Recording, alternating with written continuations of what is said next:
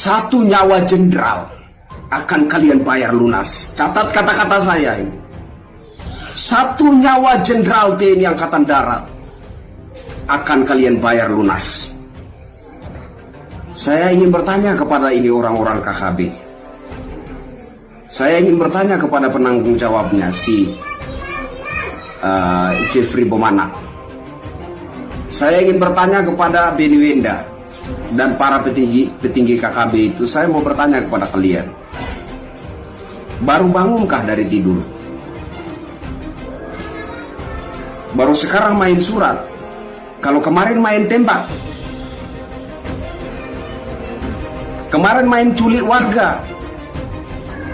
Apa yang kalian inginkan? Referendum, merdeka, lepas dari Indonesia? Tidak bisa.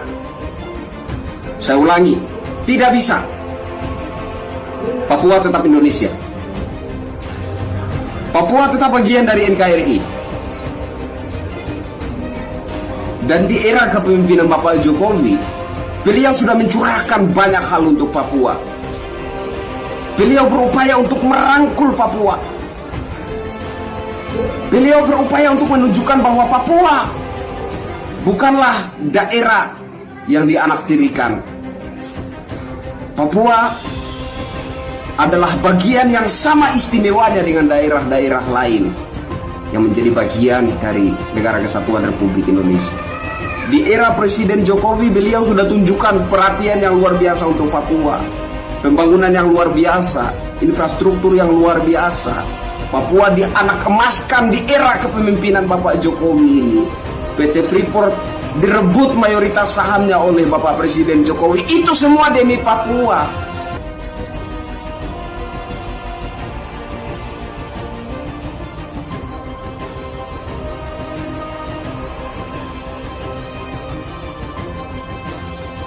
Tamat sudah petualangan Komandan Batalion KKB Papua ditembak mati pasukan TNI Polri.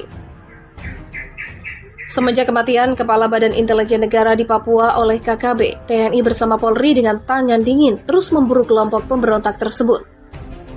Perburuan dan penangkapan ini tidak mudah karena KKB terpecah-pecah dan menguasai beberapa kabupaten penting di Papua Barat.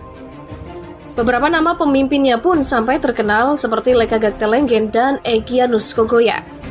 Namun ada nama lain yang ternyata lebih ganas dari keduanya.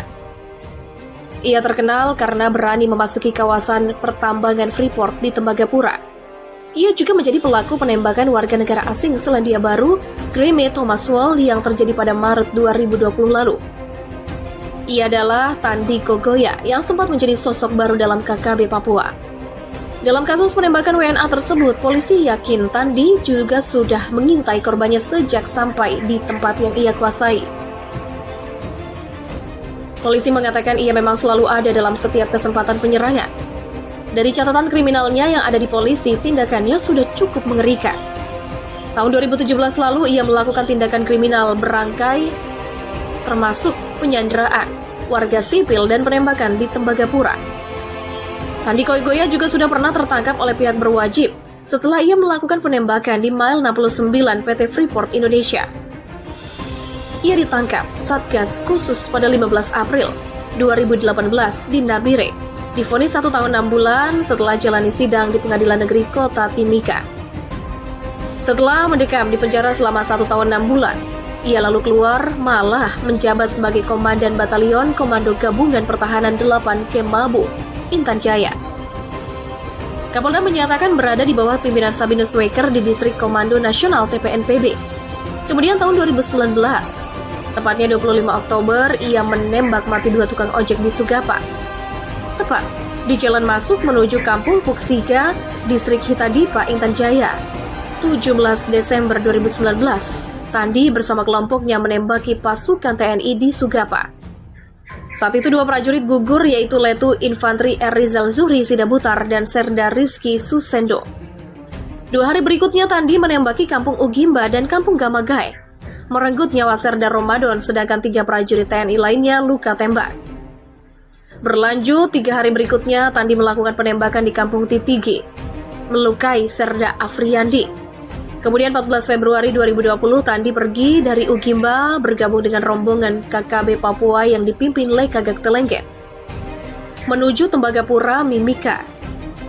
Mereka melakukan penembakan di Tembagapura termasuk menyerang kendaraan polisi guna mengganggu operasional PT Freeport Indonesia di Tembagapura. Tandi bergabung dengan rombongan Kalikopi yang dipimpin Joni Botak dan Hengki Wamang dari Tembagapura menuju Kuala Kencana. Tujuan mereka adalah menyerang kantor Freeport di Kuala Kencana yang menewaskan WN Selandia Baru Graham Thomas Wall. Insiden itu juga melukai Jibril M.A. Bahar dan Ucok Simunang Khalid. Meskipun pengerjaannya sulit, Tandi tewas bersama Manu Kogoya pada 9 April 2020 dalam kontak senjata dengan Satgas TNI Polri di Jalan Trans Nabire Jayanti, Distrik Iwaka Mimika. Keluarga sampai berterima kasih karena jasad Tandi bisa dibawa kembali untuk dimakamkan.